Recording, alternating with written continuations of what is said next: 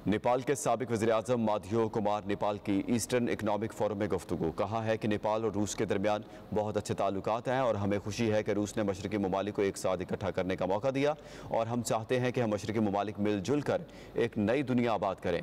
उन्होंने कहा कि पाकिस्तान के साथ हमारे दरीना ताल्लुकात हैं। मैं बतौर वज़ीर-ए-आज़म पाकिस्तान का दौरा कर चुका हूँ और हम चाहते हैं कि पाकिस्तान और नेपाल के ताल्लुकात मज़ीद आगे बढ़ें।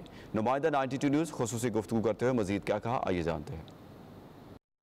जी, मैं इस वक्त मौजूद हूँ ईस्टर्न इकनॉमिक फोरम व्लादिवोस्तोक में और मेरे साथ मौजूद हैं नेपाल के साबिक प्राइम मिनिस्टर, साबिक वज़ीर-ए-आज़म माधव कुमार नेपाल।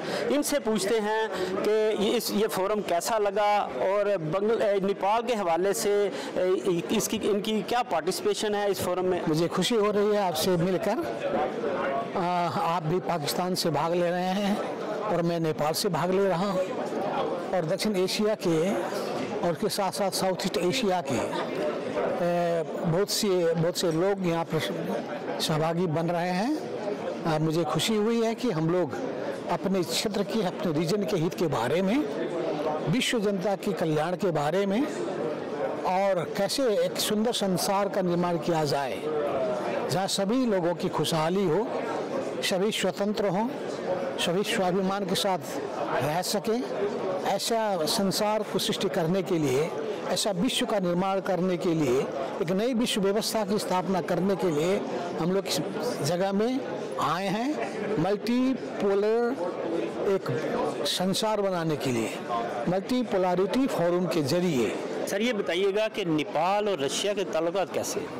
नेपाल और रशिया के बीच का रिलेशन अच्छा है और आप जानते हैं कि दोनों देश के बीच में कूटनीतिक संबंध हुए बहुत साल हो गए, बहुत लंबे अरसे से हम लोग साथ में हैं।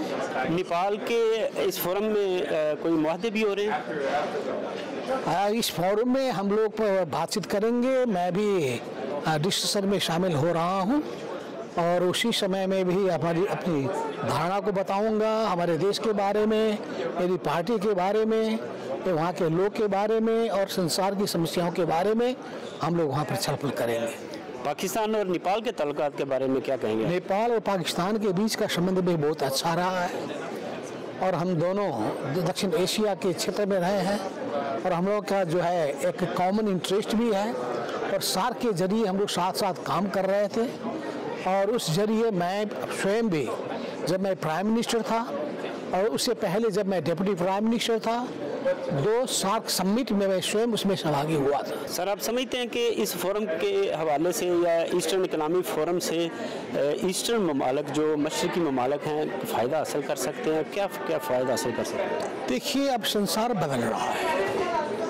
अब जो है राजनीति का केंद्र बिंदु अब वेस्ट नहीं, अब ईस्ट होने जा रहा है और एशिया इमर्ज हो रहा है एक नई शक्ति के रूप में।